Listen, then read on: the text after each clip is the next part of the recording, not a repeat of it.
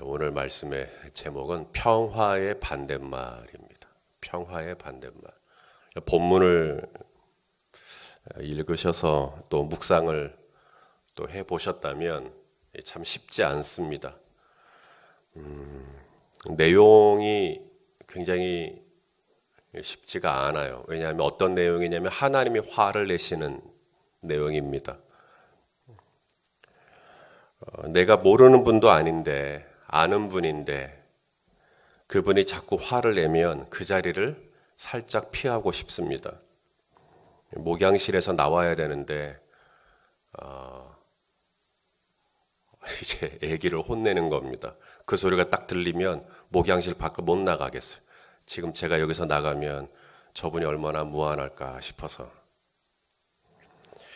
오늘 본문이 꼭 그래요. 하나님이 화를 내십니다. 38절에 호통치시는 분의 분노, 이런 표현이 나옵니다.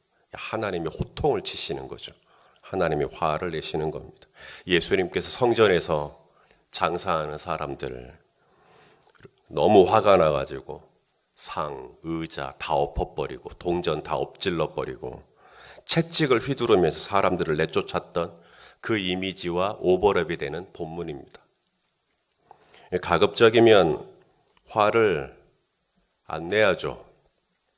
어른이 되어가면서 느끼는 것은 어지간한 일은 말로 하면 다 된다는 겁니다. 감정으로 풀어질 일은 별로 없어요. 오히려 감정을 내고 화를 내면 얻는 것보다 잃는 게 훨씬 많습니다. 조곤조곤 얘기하면 어지간하면 다 알아듣습니다. 성경도 화내라 그래요? 화내지 말라 그래요? 응? 여러분 성경에는 화내지 말라 그래요? 잠언 29장 11절에 어리석은 자는 자기의 노를 다 드러내어도 지혜로운 자는 그것을 억제하느니라.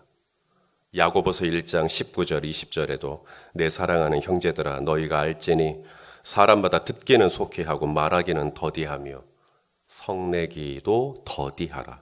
사람이 성내는 것이 하나님의 의를 이루지 못함이라. 굳이 화 안 내도 됩니다. 말하면 다 알아들어요. 그런데 부인할 수 없는 한 가지는 뭐냐면 그래도 화가 날 때가 있습니다. 화가 일어날 때가 있습니다. 이러한 감정을 부인하시면 안 됩니다. 내가 분을 냈네. 내가 혈기를 냈네. 내가 성을 냈네. 이런 감정에 대해서 죄책감을 가질 필요는 없어요. 왜냐하면 내 안에 있는 이 분노, 내 안에 있는 이 화, 이것도 하나님의 형상 중에 하나입니다. 오늘 하나님이 화를 내시잖아요. 하나님께서 저와 여러분에게 주신 감정 중에 하나입니다. 물론 하나님의 내시는 화와 내가 내는 화는 질적으로 차이가 납니다. 그럼에도 분명한 사실은 이 분냄도 하나님이 우리에게 주신 성정 중에 하나예요. 평소에 화를 잘 내시는 분이라면 오늘 본문을 보시고 굉장히 위로받으실 것 같아요. 하나님도 이렇게 화내네. 나만 내는 게 아니네. 자, 그러면 하나님이 왜 호통을 치시는가? 하나님이 왜 이렇게 맹렬한 진노를 퍼부으시는가? 한마디로 당신이 사랑하시는 유다가 말을 듣지 않아서 그런 거예요. 말을 듣지 않아서. 우리 자녀가 듣다 안 들으면 화를 내죠. 자, 오늘 본문에 이 목자 그리고 양떼의 지도자 이런 표현들이 나옵니다. 34절 너희 목자들아 외쳐 애곡하라. 너희 목자들아 외쳐 애곡하라. 또 35절, 36절 같이 한번 볼까요? 35절, 36절 시작. 목자들은 도망할 수 없겠고 양떼의 인도자들은 도주할 수 없으리로다. 목자들이 부르짖는 소리와 양떼의 인도자들이 애곡하는 소리여 여호와가 그들의 초장을 황폐하게 함이로다. 목자, 양떼의 인도자, 한마디로 유다의 지도자들입니다. 저들은 정치적인 지도자들이고 영적인 지도자들입니다. 이 목자들이 도대체 무슨 잘못을 했길래 그렇게 화를 내시나? 목자들이 잘못한 것. 자, 예레미야 10장 21절 이미 보신 본문입니다만은 목자들이 이것 때문에 하나님이 화를 내셨다. 자, 읽어보시죠. 시작. 목자들은 어리석어 여호와를 찾지 아니함으로 형통하지 못하며 그 모든 양 떼는 흩어졌도다. 바로 이 부분입니다. 목자들의 가장 큰 잘못이 뭐예요? 하나님을 안 찾습니다. 하나님을 안 찾아요. 여기서 하나님을 찾는다. 히브리어로 따라스라는 단어인데 영어로 뭐라고 번역되어 있냐면 컨설트라고 번역이 되어 있어요. 우리가 어떤 사업을 하거나 또 어떤 프로젝트나 혹은 어떤 사업을 구상할 때 컨설트를 받죠. 컨설트 이런 걸 받아요. 그 컨설트가 뭐냐면 상담입니다. 자문이에요. 어떻게 하면 좋아요, 하나님? 하나님 이거 하려는데 어떻게 생각하세요? 그렇게 안 했다 이 말입니다. 하나님께 묻지도 않고 하나님께 여쭙지도 않고 하나님하고 상의하지도 않고 하나님의 자문을 구하지도 않고 그럼 어떻게 했다는 거예요? 내 생각, 내 감각, 내 충동, 내 하고 싶은 대로 살았다는 거예요. 목자들이. 그냥 내 뜻대로, 내 경험대로, 내 배운 대로 그냥 막 했다. 이것이 유다가 망한 결정적인 이유가 되었다. 다른 잘못을 지적하지 않고 너희가 나에게 따랐어. 너희가 나에게 오질 않았다. 너희가 나를 찾질 않았다. 너희가 나에게 도움을 구하지 않았다. 세상은 하나님 의지하지 않아요. 왜냐하면 하나님의 존재를 인정하지 않기 때문입니다. 그러니 하나님께 달아서 하지 않아도 컨설트를 요구하지 않아도 그건 그들다운 거예요. 왜냐하면 그들은 하나님의 존재를 부인하니까요. 들어는 봤을지 모르지만 하나님의 존재를 인정하지 않습니다. 그러니 저들에게 중요한 것은 하나님의 자문, 하나님의 지혜, 하나님의 능력이 아니라 저들에게 중요한 것은 나의 스펙입니다. 나의 경험이고요. 나의 지식이고요. 라이센스입니다. 자격증입니다. 이런 게 중요한 거예요. 그래서 거기다 목숨 거는 거예요, 그들은. 그들은 하나님을 모르기 때문에 그렇게 할 수밖에 없는 겁니다. 하지만 믿는 사람, 성도, 하나님의 택하신 백성, 하나님의 자녀, 우리에게는 하나님이 계셔요. 이 세상 누구보다 지혜롭고 이 세상 누구보다 능력이 많으신 고린도전서 1장 25절에 하나님의 어리석음이 사람보다 지혜롭고 하나님의 약하심이 사람보다 강하니라. 이런 하나님, 우리는 이런 하나님을 믿습니다. 그래서 그 하나님께 오늘도 나의 삶을 의탁하고 그 하나님께 따라서 오늘도 하나님께 자문을 구하고 오늘도 하나님 저 어떻게 살까요? 오늘 저 어떻게 할까요? 하나님 저 좀 도와주세요. 이런 마음으로 하나님을 찾기 위하여 오늘 이 새벽에 우리 성도님들 이 자리에 나오신 줄로 믿습니다. 하나님 저 이거 해도 될까요? 하나님 제가 오늘 무슨 말을 해야 할까요? 하나님 이걸 어떻게 시작을 해야 할까요? 여러분 그렇게 하나님께 찾고 하나님께 구하고 하나님께 상의를 요구하고 하나님께 자문을 구하고 하나님께 지혜를 구할 때 우리 성도님들이 하시는 일이 될 수 있다라고 성경은 말씀합니다. 잠언 3장 5절 6절입니다. 잠언 3장 5절 6절. 우리 성도님들이 개업 같은 거 하면 제가 이 본문 가지고 설교를 자주 하는데요. 자, 읽어봅시다. 시작. 너는 마음을 다하여 여호와를 신뢰하고 네 명철이죠. 비나라는 단어입니다. 비나. 이게 인사이트를 얘기해요. 너의 통찰, 너의 센스란 뜻도 있더라고요. 비나라는 단어가. 그러니까 너의 어떤 감각을 의지하지 말라는 거예요. 명철을 의지하지 말라는 거예요. 하나님 신뢰하라는 거예요. 하나님. 그 다음 뭐라고 되어 있어요? 6절에. 너는 범사에 무슨 일을 하든지 하나님 인정하고 하나님 도와주세요. 하나님 자문 구하고 하나님께 지혜 구하고 그리하면 내 길을 지도해 주시리라. 목자들이 하나님을 안 찾았어요. 목자들이 하나님께 구하질 않아요. 아니 영적인 지도자가 하나님께 안 구하면 도대체 어디서 뭘 하겠다는 거예요. 목자들이 하나님께 별로 이렇게. 그러니까 어떻게 됩니까? 목자가 다스리는 이 목장이 이제 완전 엉망진창이 되겠죠. 그런 하나님을 찾지 않는 목자의 목장이 잘 될 리가 만무하죠. 자, 37절 우리 한번 보겠습니다. 오늘 본문을 묵상하며 가장 가슴이 아팠던 구절입니다. 37절 보시죠. 시작. 평화로운 목장들이 여호와의 진노하시는 열기 앞에서 적막하게 되리라.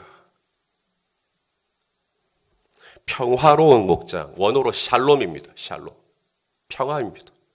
하나님이 주시는 평강이 가득했던 곳, 하나님이 주시는 샬롬이 가득했던 곳. 그런데 하나님의 이 맹렬한 진노로 말미암아 어떻게 돼버렸다고요?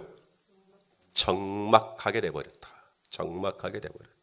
따맘이라는 단어입니다. 따맘. 우리가 큐티하죠. 큐티. 우리가 묵상할 때 큐티. 큐티를 quiet time 그럽니다. quiet. 바로 이 따맘이라는 이 단어가 quiet예요. 조용한 거예요. 조용. 적막하게 돼버렸다. 조용하게 돼버렸다. 사일런트란 뜻도 있어요. 소리가 없어요. 소리가. 침묵이죠. 평화의 반대말, 오늘 말씀해 제목이 평화의 반대말인데 평화의 반대말이 전쟁이 아닙니다. 평화로운 목장이 적막한 목장이 됩니다. 평화의 반대말이 뭐냐고요? 하나님이 아무 말씀 안 해버리는 겁니다. 그게 적막이에요. 하나님의 음성을 이제 못 들어요. 하나님의 지도를 이제 못 받아요. 하나님이 이제 뭐라 하는지 잘 모르겠어요. 그러니 그 평화로운 목장이 적막한 목장이 되고, 샬롬이 없어지면, 하나님이 주시는 평강이 없어지면 어떻게 돼요? 적막하게 된다. 적막. 우리가 가장 두려워해야 할 것은 멸망, 파멸 이런 거 아닙니다. 우리가 가장 두려워해야 할 것은 하나님이 이제는 아무 말씀 안 해버리는 거예요. 적막해져 버리는 거예요. 소리가 안 들려요. 하나님 하는데 모르겠어요. 하나님이 뭐라 하시는지. 물론 찾지도 않겠지만. 하나님의 음성이 없는데 샬롬을 유지할 재간이 있을까요? 오늘 새벽에 이 자리에 나오신 성도 여러분, 무엇을 기대하고 나오셨습니까? 그냥 새벽기도 나와야 되니까 나오신 겁니까? 제가 그렇게 새벽기도 강조하는 목사도 아니고, 새벽기도 일일이 체크하는 목사도 아니고, 누구에게 잘 보이기 위해서 나오신 거 아니잖아요. 하나님께 나라스, 하나님께 컨설트를 구하고, 하나님께 지혜 구하고, 하나님께 도움 구하고, 내 명철 의지하지 않고, 내 경험 의지하지 않고, 내 센스 의지하지 않고, 감각 의지하지 않고, 정말 하나님의 도우심이 필요하기에, 하나님의 은혜가 없으면 살 수가 없기에, 하나님의 도우심이 아니면 나는 1분 1초도 온전히 설 수가 없기에, 오늘도 그 하나님의 도우심을 절대적으로 의지하고, 하나님의 인도하심, 하나님의 도와주심, 하나님의 세워주심이 아니면 내게 은혜 주시는 자 안에서 내가 감당할 수 없는 나의 이 하루의 삶을 하나님께 온전히 의탁하고, 그리고 하나님의 도우심을 입기 위하여 오늘 이 자리에 나오신 줄로 압니다. 하나님이 가장 기뻐하는 게 믿음이에요. 근데 이 믿음이 뭐냐? 하나님의 지혜를 구하고 하나님의 자문을 구하는 게 믿음이에요. 믿음이 없으면 하나님께 자문을 구할 수가 없습니다. 믿음이 없으면은 그냥 하나님 찾지도 않죠. 그런데 기도한단 말입니다. 엎드린단 말입니다. 운단 말입니다. 가슴을 친단 말입니다. 왜 그럴까요? 하나님이 계시다. 하나님이 존재하신다. 하나님이 내 모든 삶을 주관하신다. 하나님이 진정 내 삶의 왕이시다. 하나님이 나의 삶을 통치하고 계신다. 이걸 기본적으로 믿지 않으면 하나님 앞에 엎드릴 수가 없거든요. 다윗의 성공 비결, 하나님께 늘 자문을 구하는 태도. 블레셋이 쳐들어오면 다윗은 한 번을 쳐들어오든 두 번을 쳐들어오든 하나님 앞에 똑같이 나아갑니다. 그리고 이렇게 질문하죠. 여호와여 올라가리이까? 여호와여 올라가리이까? 저들을 내게 붙이시겠나이까? 딱 요거 질문합니다. 다윗은 수많은 전쟁의 경험을 쌓은 장수예요. 그에게는 전쟁에 대한 많은 지식이 있고, 많은 전략이 있고, 많은 경험이 있고, 라이센스가 있어요. 왜냐하면 이 군대 장관까지 했으니까, 천부장까지 했으니까. 그에게는 경험과 훈장과 메달과 상장과 그에게는 골리앗의 칼도 가지고 있어요. 이스라엘에 누가 골리앗의 칼을 가지고 있습니까? 다윗밖에 없어요. 그 정도 되면 다윗은 전쟁에 나가서 이기기가 어려운 사람이 아니라 지기가 어려운 사람이에요. 그는 나가면 나가는 대로 이길 수 있는 사람입니다. 그런데도 다윗은 블레셋이 쳐들어오면 어김없이 골방으로 들어가죠. 그리고 하나님께 질문합니다. 올라가리이까? 이 전쟁을 내게 붙이시겠나이까? 하나님께 따라서 자문을 구하고 있는 겁니다. 하나님, 저 이거 해야 합니까? 저 돈도 있어요. 저 경험도 있어요. 저 사람도 있어요. 하나님, 이거 할까요? 주님이 말씀하십니다. 싸워라. 저들을 내 손에 붙이겠다. 그러면 다윗은 네 하고 나가서 바로 싸우지 않습니다. 다윗은 또 질문합니다. 어떻게 싸울까요? 성경을 보십시오. 질문하고 또 질문합니다. 이제 어떻게 싸울까요? 야, 그건 네 알아서 해라. 너 그동안 전쟁 많이 했잖아. 우리 하나님 그런 하나님 아니십니다. 어떻게 싸울까요? 그러면 하나님이 이렇게 말씀하십니다. 마주 나가거라. 정면전하라는 이야기입니다. 마주 나가거라. 그 다음 전쟁 때 주여 어떻게 하리이까? 뒤로 돌아가거라. 복병전입니다. 하나님이 전략을 가르쳐 주십니다. 계획을 가르쳐 주십니다. 지혜를 주십니다. 어떻게 싸워서 이겨야 할지를 가르쳐 주시는 거죠. 유다가 왜 망합니까? 저들에게 군대가 모자랍니까? 저들이 돈이 없습니까? 저들이 사람이 없습니까? 인재가 없습니까? 저들이 망한 이유는 딱 하나입니다. 하나님께 안 물어요. 하나님을 안 찾아요. 하나님께 진지하게 엎드려 하나님 어떻게 하면 좋습니까? 이게 없는 거예요. 목자들이 찾지 않는데 그 목장이 평화로운 목장이 될 리가 없잖아요. 누구보다 하나님을 찾고 하나님 의지하고 하나님의 도움을 구하고 그랬을 때 하나님께서는 그 초장을 푸른 초장으로 푸른 목장으로 세워주시지만 기도 소리가 없어요. 이제 하나님께 묻질 않아요. 그러면 어떻게 된다고 그럽니까? 그 목장이 그냥 적막한 목장이 될 거다. 조용한 목장이 될 거다. 아무 소리가 들리지 않을 거다. 평화의 반대말은 전쟁이 아니라 적막함입니다. 우리가 가장 두려워해야 할 건 전쟁이 아니라 적막함. 더 이상 하나님으로부터 어떤 소리도 들을 수 없는 상태가 되어버리는 것. 가장 두려워해야 할 상태가 되죠. 저는 가끔씩 이비인후과를 찾아요. 왜냐하면 고막 뒤에 물을 빼야 하기 때문에 그렇습니다. 이 고막 뒤에 물이 어느 정도 이렇게 차게 되면 제가 느끼죠. 소리가 안 들립니다. 우리 성도님들이 뭐라고 하는지 잘 모르겠어요. 그래서 신방 때 제가 헛소리를 합니다. 그러면 우리 성도님들이 그냥 웃고 넘기시지만 저는 마음이 아픕니다. 왜 저 말을 내가 못 알아들을까? 왜 저 이야기를 내가 못 알아들을까? 그럴 때 다시 병원에 갑니다. 그러면 의사 선생님이 막혔네요. 그래요. 막혔네요. 아, 그럼 여기가 또 막혔구나. 그러면 또 칼로 자릅니다. 그러면 그 뒤에 있는 물을 빼내죠. 그렇게 하고 나면 다시 소리가 잘 들립니다. 성도 여러분, 하나님 앞에 가셔야 돼요. 그리고 하나님이 저와 여러분을 손대 주셔야 됩니다. 그리고 우리 안에 지금 하나님의 이 적막함이 아니라 하나님의 소리를 들을 수 있도록 내 안에 차 있는 욕심이 있거든. 내 안에 차 있는 어떤 다른 불순물이 있거든. 주님이 성령님이 그걸 뽑아내 주셔야 비로소 하나님의 소리가 들리기 시작하는 거예요.